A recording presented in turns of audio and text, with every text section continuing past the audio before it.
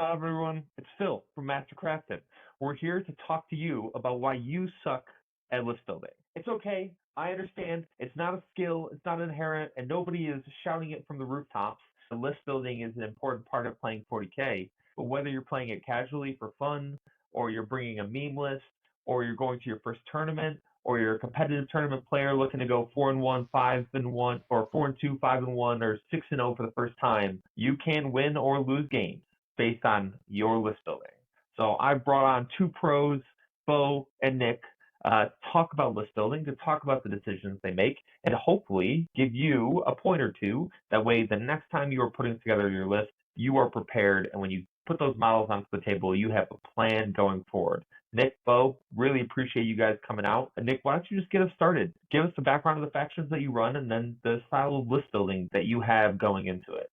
So I primarily play elves, Jukari primarily, and then if I ever dabble with Eldar, it's Yanari. So I'm very comfortable with building lists for those two factions at least. And one of the main ideas I have when I build most of my lists is I like to have there's a couple core elements for my Elder list that I always run. Like, for example, with my Yanari list, the core of that Yanari list right now is Yvrain, Vizark, and the Incubi Brick, that little combo. That's like my hammer and anvil type of unit that lets me control the middle of the board. And I'm like taking that every single time. And for my Jukari, that's my full Court of the Archon with the cap lights, the Court of the Archon. It's like my one. I almost like maybe like mini Death Stars almost, if in a way, but they're like my cores of the list that I'm building around and trying to like leverage the most, if that makes sense. Yeah, absolutely. Those are great units. And honestly, for you, definitely click. Beau, do you have any of those staple units in your list that you're like, I'm going to put these in there first and everything else is going to be like decision for me, but these are the ones I have to have in there? Yeah, and obviously that does depend a little bit on the legion that you end up bringing. But I can without a doubt say that Nurglings are in every single list. There's no world where demons don't have Nurglings. If you don't like Nurglings, just remember they're only 35 points. You'll get over it. They're the perfect infiltrators. They are just fantastic at debuffing your enemies and being these disgusting screens that nobody can get past. My favorite thing is when people start to shoot at my Nurglings, they kill two of them. And I'm like, well, I've denied you no prisoners. And then on top of that, on my turn, 2d6, they pass their battle shock, they're back. Nurglings are perfect. They're the perfect unit. There's no way that I don't bring Nurglings. And then with every faction of Chaos Demons, depending on if you're going mono or if you're going across the board, the big staple has to be your greater demons. The data sheets that you have available to you with demons are very diverse, and you have a lot of different options. And you can go defensive, you can go offensive, you can stick to just good scoring units, good movement, things like that. But those fall flat without your greater demons. You've got Lord of Changes passing out extra strength to actually make Tzeentch punch up to what they need to. You've got Khorne greater demons that pass out buffs for how to hit harder and get more attacks and things like that. And so greater demons, in a sense, are like you have to have at least one or two of these guys available to you to be able to pass out the buffs that make your army work. And then beyond that, it's legion by legion.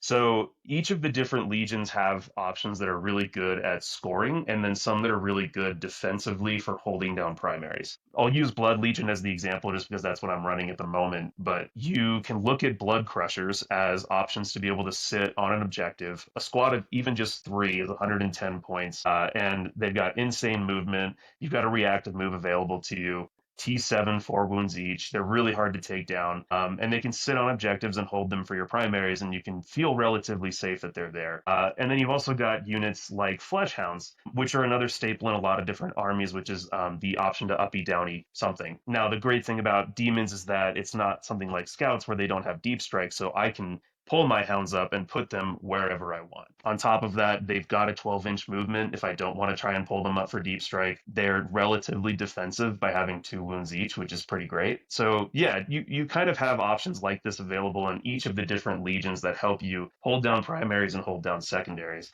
So when I'm building a demons list, depending on the faction that I'm using, I'm looking at what options are available for that faction. And then, of course, there's definitely specialists if you decide to go across the board. Beasts of Nurgle are always going to beat out Blood Crushers, and stuff like that. So there's always going to be like one unit if you're running across the board. You've got a unit available to you that can do what you need to do. Yeah, that's really interesting. I think every army is going to have something, but I will note for our listeners, those two like key units, block units, do completely different tasks. For Nick, his Incubi brick with your brain is a fights first brick. It sits in an objective or sits near an objective behind an L and says, "You will not come near me. You will not fight me without me really, really hurting you first." And for Beau, those Nerdlings, which are 35 points, a fraction of what that Incubi brick costs, but it is still a staple unit for him because it does something in his army that he needs to have happen. So when people talk about staple units, don't think that your staple unit and my staple unit are going to do the same thing. It's what suits your one play style, your army, your detachment, and just the effectiveness of that unit the best. So staple units are definitely diverse across the board, and there is no one solution that you have to have in your army. All right, we got staple I wouldn't units across. necessarily. Go ahead. Well, I was gonna say real quick, I wouldn't necessarily say that the Yvrain Archon, that hammer brick, and the core are like staple units. They just happen to be units I really like to use and leverage. Absolutely. If I would have to say staple units for both of those factions are, in my opinion, Warp Spiders for Ynnori or Eldarin right now, or like use it doesn't matter what list I'm running, I'm gonna be taking Warp Spiders just because of the effective like Beau. You have to identify the units and the factions that allow you to do a lot of different things for a very good price point. That same unit in Drukhari is Mandrakes, where I can be Danny them, they can screen, they can just do a bunch of different things. It just auto like every single time I'm taking a couple of them for their very good price point and the ability to play the game very well. Yeah. Absolutely. No, that's completely fair, right? If we talk about the ones that we have to take and then the staples that are so effective on our detachment and our codex, you are 100% correct. Absolutely. Yeah. So now you have your staple units in there. You have your must-haves that you want. Vic, how are you making the decisions for what goes into the list after that? What are you looking at overall? Yeah. Obviously, you have to identify how many points you have left. So some things I really look for when I'm building any list is I want to have a couple chaff units. I think playing 40k right now, having a couple chaff units is extremely important. It's possible to not play with them, but I just do think if your faction has some that are like Nurglings, for example, or Warp Spiders for Ynnari, Mandrakes, Chronos for Drukhari as well, these cheap units that cheap, durable, easy to hide, can do your secondary missions, because the whole point is you get to score points in this game. So these chaff units, in my opinion, are also the ones that are doing your secondaries most of the time. They're like your action units as well. Having a couple of those in your list is extremely important. I think right now I'm pretty comfortable with at least, for my Elder at least, like around 5. And when I play CSM, I try to fit in around 3, like chaff units. So just that I'm comfortable just throwing away, move blocking, doing actions, throwing out to the middle objective for area denial because it's a cheap 75-point unit. I think all lists need something like that. So I'm always looking for a couple of those in my lists. After that, I think it's very important to get a couple of hammers in your list. And when I say hammers, I mean something to deal with infantry, if that's prevalent in your meta, like infantry blobs and bricks, vehicles and monsters, if that's prevalent in your meta. So when I say that stuff, like in my case for Ynnori, if I'm trying to tech into vehicles and monsters, I need a couple of fire dragons. When I'm making a singles list, I think it's really important to be balanced. I don't want to just like make my list all anti-vehicle and monster and I have no anti-infantry because I can't control who I'm going to go into in a singles environment. But I can identify that maybe there will be more Chaos Knights and Imperial Knights, and then there might be orcs and stuff like that. And if that's the case, then I might want to have like 3 Fire Dragon units compared to my 2 Banshee units. You know, I might edge one of them a little bit more than the other if I can identify a skew in the local meta, if that makes sense. But if I can't identify that, I think redundancy is really important. So I think like 2 units that can deal with infantry blobs, 2 units that can deal with vehicles and monsters that you're comfortable sending into them and they can deal with the task at hand, a couple of chaff units after that, and then in my case, I like to build around like 1 or 2 like mini Death Stars, if that makes sense. That's like a playstyle and I find fun and enjoyable. Yeah.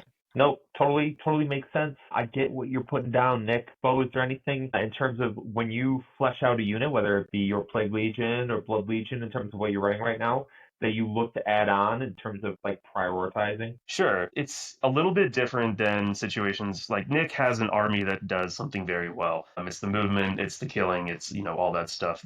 When you have demons, you're kind of picking which one it is that you're good at. Blood Legion's good at killing, Plague Legion's good at staying alive and doing things whatever they want. But so when I'm building the list, it kind of just depends on what is the faction itself going to be doing in this scenario. When I'm looking at Plague Legion, it's all about points denial. So what units can I bring to deny points? Can they hold a primary? Can they out OC you? Can they battle shock you? There's not a whole lot of trying to kill things when it comes to Plague Legion. It more ends up like a nice plus. So I'm looking at Beasts of Nurgle to get onto objectives faster, Plague Bears to hold 20 OC on top of stuff. Great Unclean Ones are just Great Unclean Ones. They're supposed to be there, and they're going to do whatever the hell they want to do. So that's moving on to objectives, pressuring some side of the board. And so that's kind of how you end up building that list, is with those kinds of units to do what Plague Legion does. And it's the same way with Blood Legion.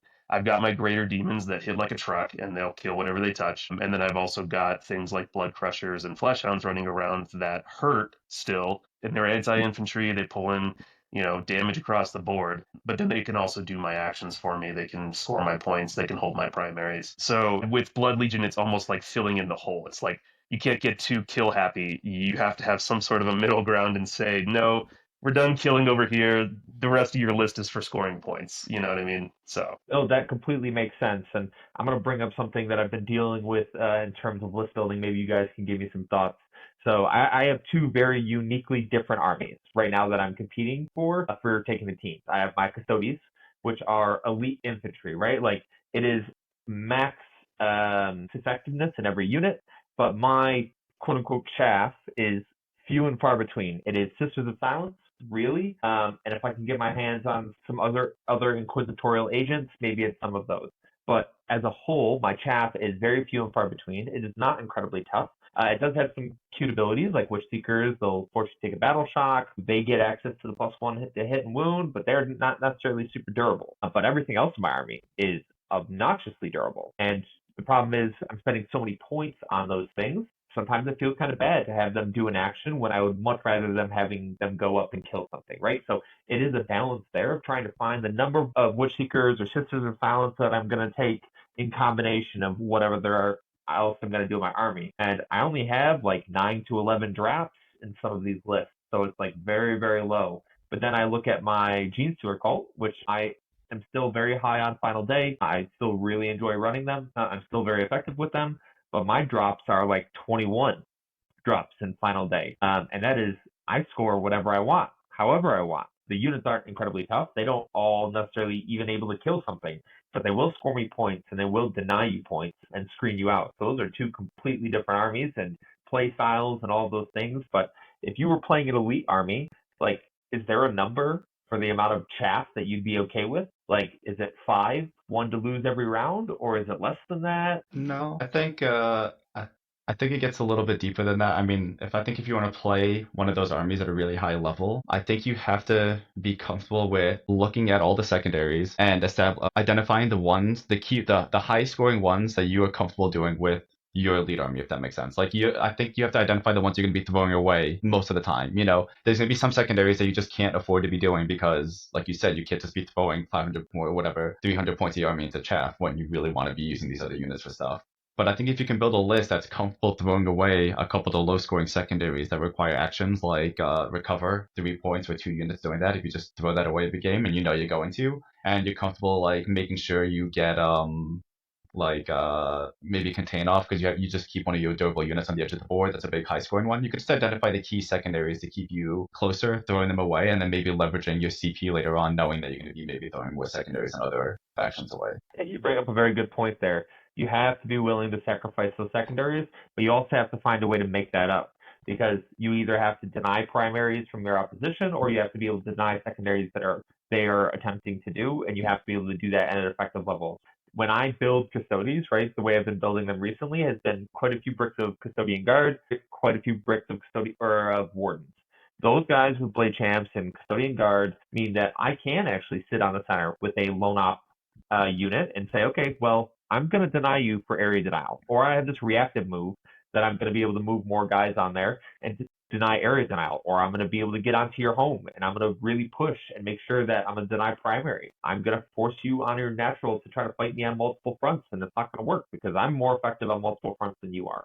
So that is a very good point and something to be considered of because it doesn't make my army bad in any way. Lions is not bad because I don't score as high, but I have to be cognizant of the fact that my primary scoring is probably not going to be as high because I will be sacrificing secondaries to go kill someone. No, perfect point. Stop them yeah, from absolutely. scoring, yeah. All right, Beau, any other thoughts in terms of what we were just talking about? Well, I mean, I have to kind of think back to my World Eater days in that case because Demons is not an elite army. You have your bigs and you have your littles. All the littles are Chav, all the bigs are not. But I think back to, World Eaters and stuff where you would have your one set of jackals to hold your home objective, and like maybe one more set or a couple of jackals.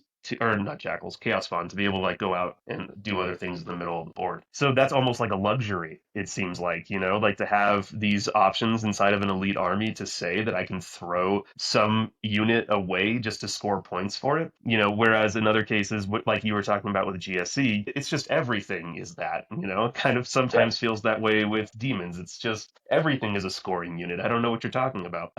Yeah, I mean, it is a bit of an interesting dichotomy there where it's like you're going to sit there and you're going to try to think, what is it that I can do to do secondaries, where another army is just going to be sitting there thinking, oh, which one am I going to throw away to do that secondary? Not necessarily, do I have it in my army? You know what I mean? Yeah. So Absolutely, but all of those armies can find success, right? Like, we're not saying that because you can't score these secondaries, or you are already saying you can score these secondaries, doesn't mean you can't be effective in other parts of the game. But you have to find ways to be effective in that part of the game. You cannot play, like, as Custodes, I cannot play the secondary scoring game. I will lose because there will be times where I won't be able to be positioned properly, or I'm gonna choose something that's incorrect, and I'm gonna lose a squad of Custodian Guard, which is like over 200 points, which doesn't feel great to lose without like it killing multiple units. So a huge deal there, absolutely. All right, so it we've almost gone ends up being the exact opposite problem with Plague Legion because we have plenty of things that can score points, but nothing that can kill stuff. So it was a funny little conversation that we had in our group at one point right before RMO where we were talking about Purge the Foe. Well, I was sucking at Purge the Foe. I wasn't winning because I couldn't kill anything. So what we ended up realizing is that if you hold more and hold one on your each of your turns. That's 30, what is it? Oh, I can't do math right now. Yeah, 36 points, and then, or 32 points, and then all you have to do is kill one unit per turn. So all that I ended up focusing on was hold more. That's all that matters. So it's definitely like it's the exact opposite problem. I don't have great options for no prisoners, marked for death, assassination. Definitely not bring it down. So I have to make up for that in other ways when I'm playing my games. Yeah, that is so like smart and hopefully eye-opening for our viewers watching. Like, there are so many different ways to play this game and to win this game. All that matters at the end of the day is, do you have more points than your opponent? Victory points, congratulations, you have won that game. You could do it, and they could be on the board fully, like Beau's Nurgle Plague Legion, and they've just battle shocked you into oblivion, and you can never hold anything. But even though you still have the majority of your army on the board and Beau has nothing, congratulations, you still lost because you haven't scored any primaries or secondaries. But then on the flip side, you have Nick's Yanari right now, which is just, not only will it score well, it's also going to shoot you off the board. It's going to clear your chaff really well, and it's also going to trade really efficiently and score really efficiently. So the one thing that I think Nick will tell you, we've talked about before, and already struggles with, is definitely those pressure lists.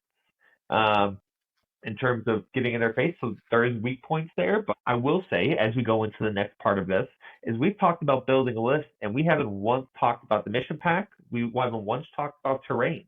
So what goes into when you see a mission pack or terrain that you're like actually make cognizant decisions about your list with? If we just stick with GW, let's just stay there, because obviously the team tournament we're going to will have WTC terrain, and we might make some adjustments off that. But if we're just doing GW terrain, is there any mission that actually causes a change in your list?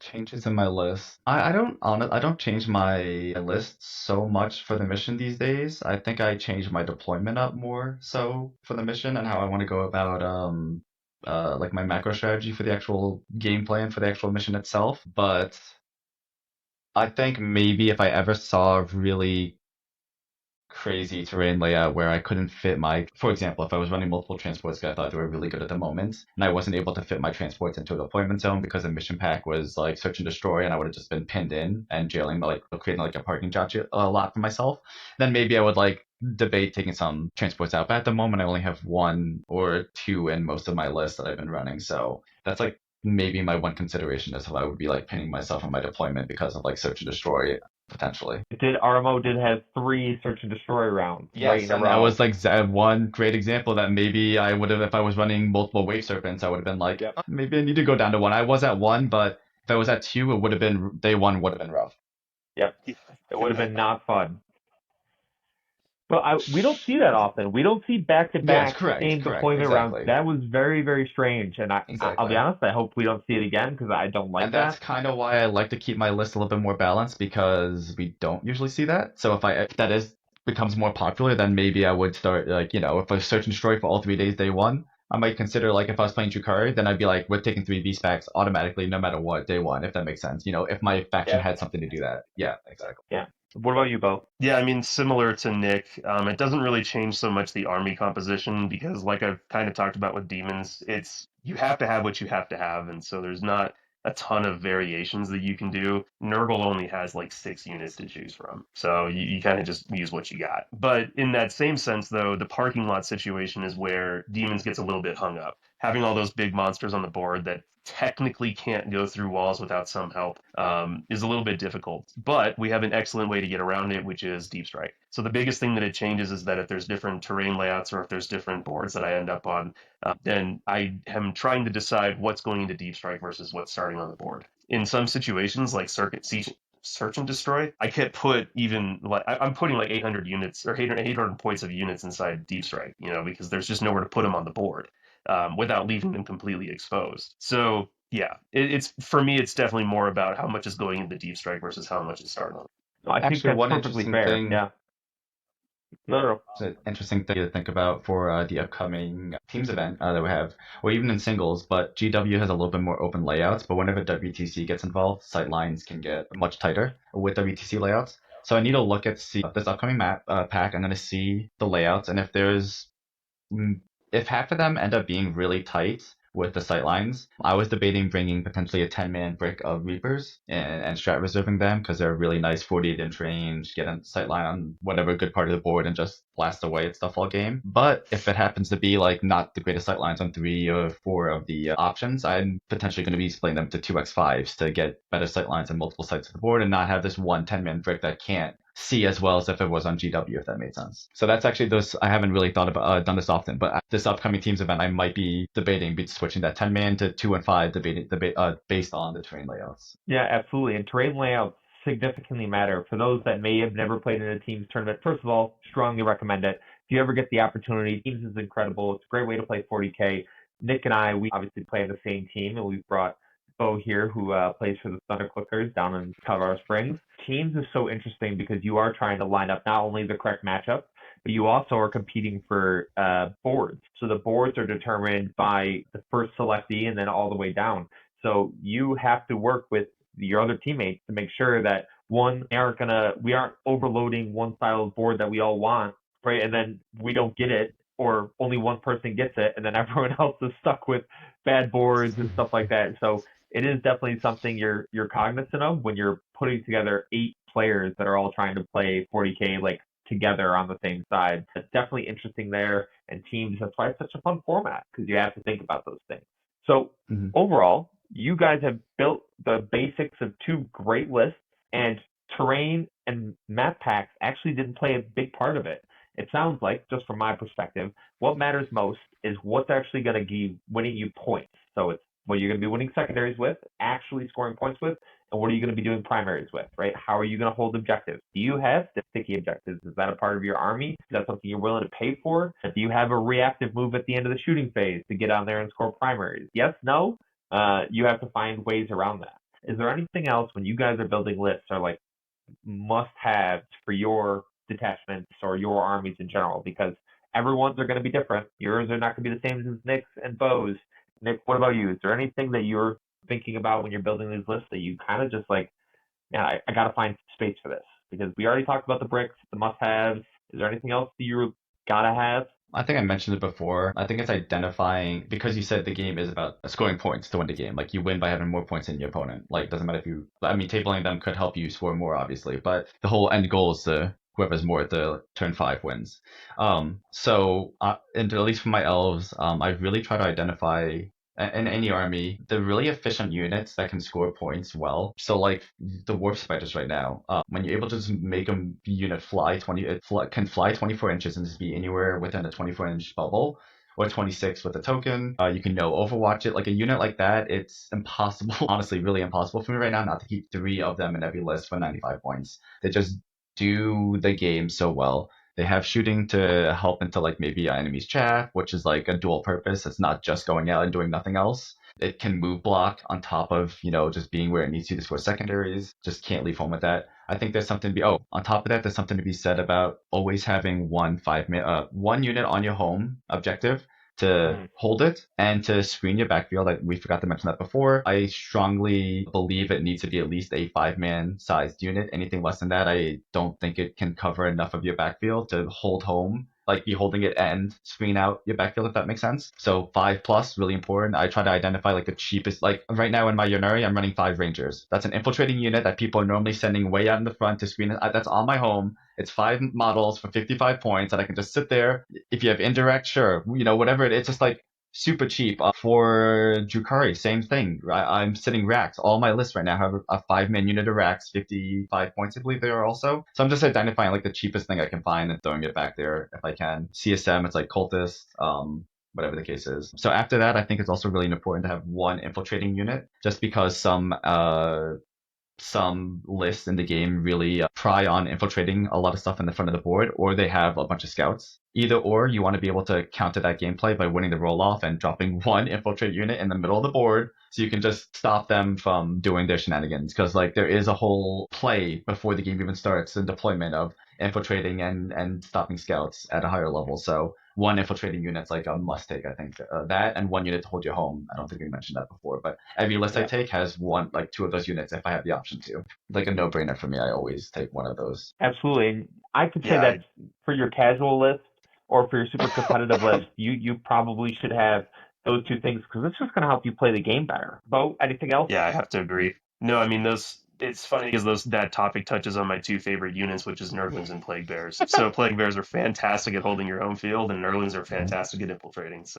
Yeah, exactly. And it's funny that you mentioned, Nick, having like a 5-man piece, right? For a while, I was running a single Beast of Nurgle on my home field, and if you place him just on the edge of the objective, he screens out your entire backfield. Oh, maybe, yeah, okay. I'm thinking, yeah, his base might. Well, it depends on the deployment. It's Demon Prince, though. It's a 60 mil. Oh, a Demon Prince. Sorry, you're right. Yeah, Beast of Nurgle's that size base. Yeah, I'm thinking of like. It's pretty hilarious. So if you have a 60 like that, maybe you could. Yeah, that's a good point. Yeah, I think it's more of you want to be holding your home and also screening your backfield if possible. So no, so they're not like deep striking and reserving back there. Right.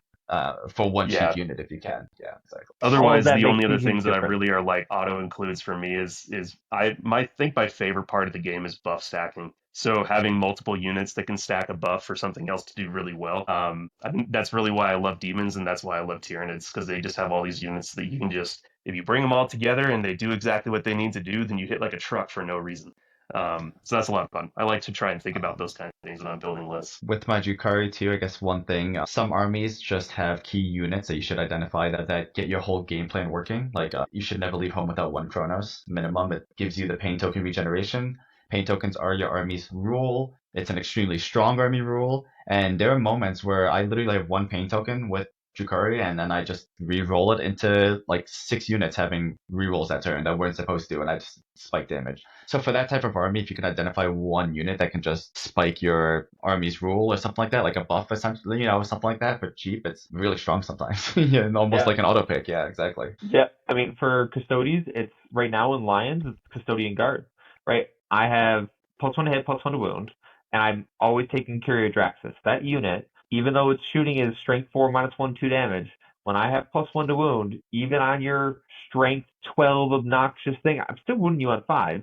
And if I'm on an objective, I'm rerolling all wounds, or I'm rerolling ones to wound if I'm off an objective. Curia Draxus gets access to those benefits, so she gets +1 to hit and wound. She has dev wounds. She has sustained hits too, and I can do that twice. I can fire them twice.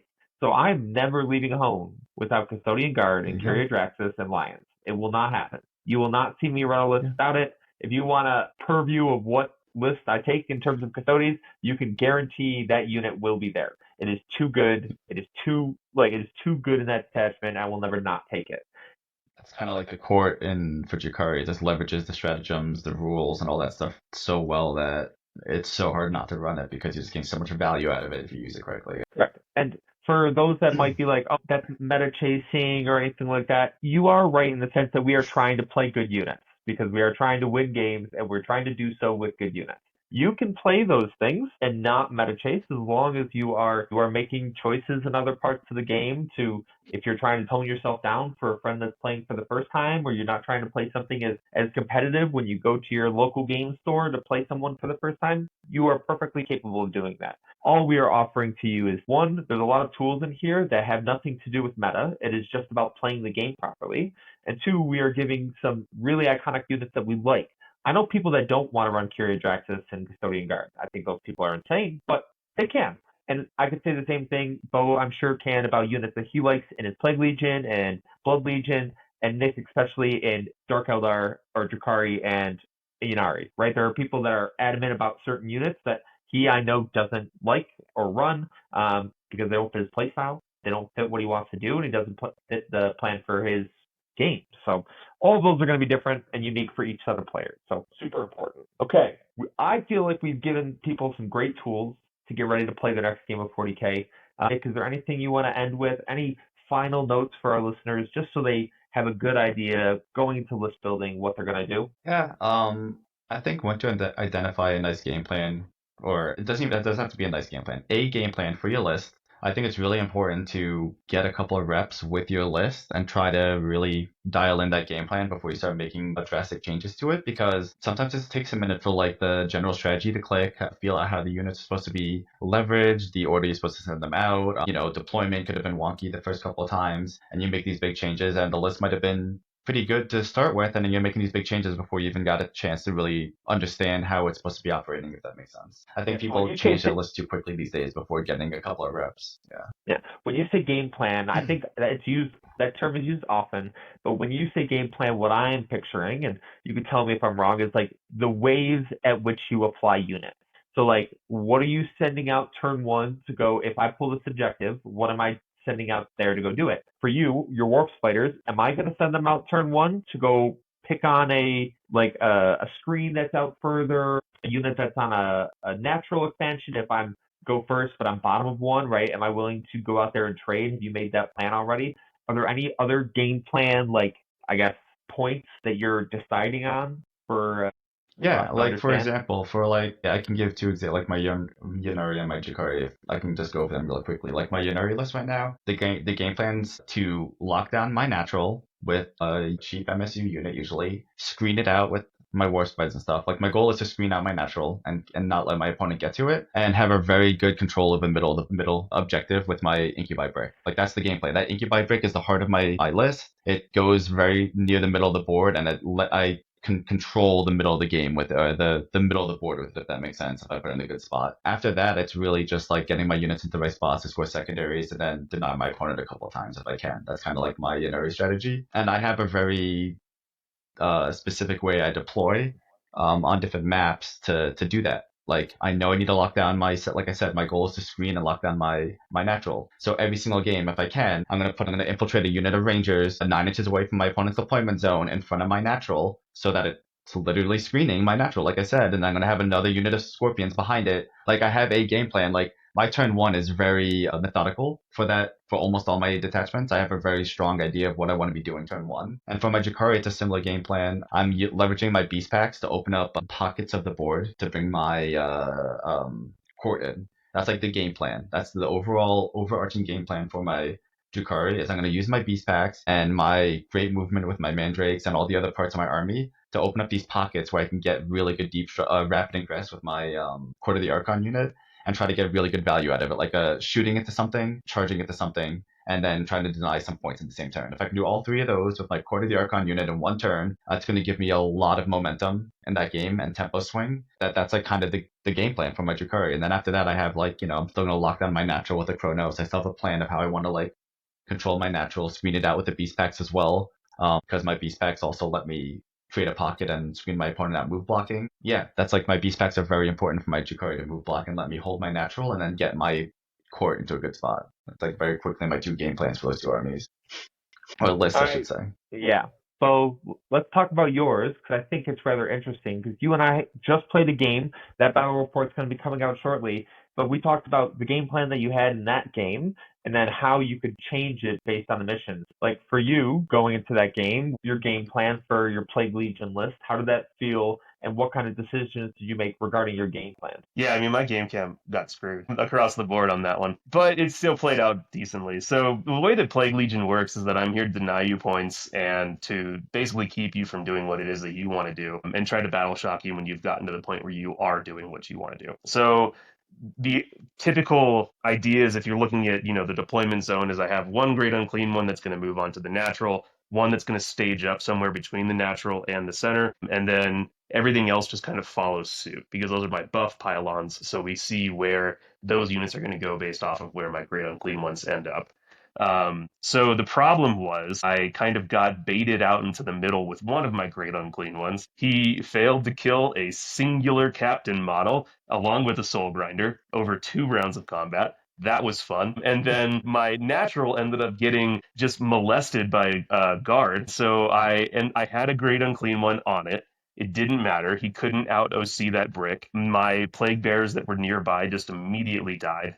And so I ended up basically throwing away a half of my army before round 3 even got around to it, because I got a little cocky. So the difference in game plan is essentially that I was baited, I took the bait, I ran out there and I went for it. I know from a doctrine standpoint that Plague Legion doesn't want to be aggressive. They don't want to run out there, but I took the bait.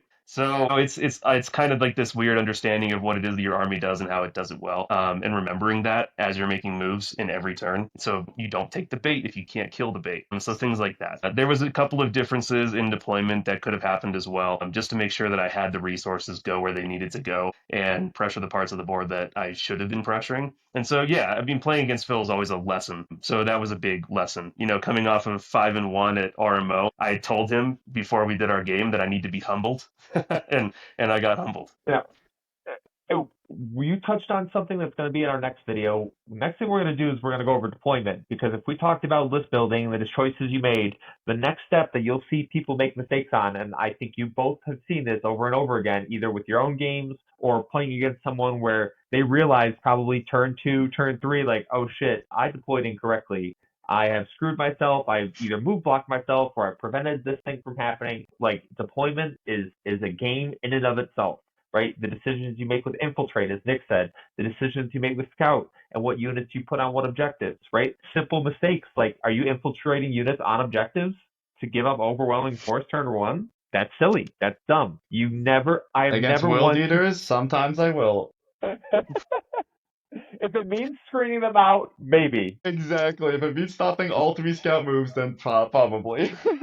But that's a decision you have to make, right? Exactly. And you have to be cognizant of those things, because if you're going to give up, if you potentially risk overwhelming turn 1, right? Sure. Like, that's the risk that you're going to have to take, and it's going to have to be a part of your game plan. And deployment is the next thing we're going to talk about, because it is so critically important. Nick, you said your final thoughts. Beau, do you have anything else you want to add for our viewers, just so they're tracking their list building experiences? Sure. Well, just to touch on this really quickly, we were just talking about it. Never put OC0 infiltrators on objectives. There's no reason to do it. Don't do it.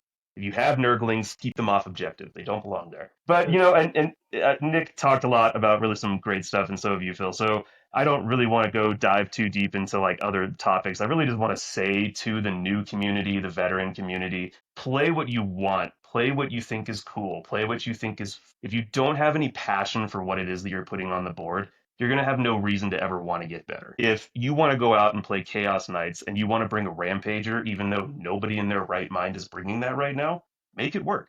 Figure out what kind of play style you need to play to go get a couple of wins out of it. And if you're having fun at the end of the day, it's all that matters. We're playing with dolls. So you can be competitive and play the meta, and if that's fun to you, then do it. More power to you. I'm not saying don't.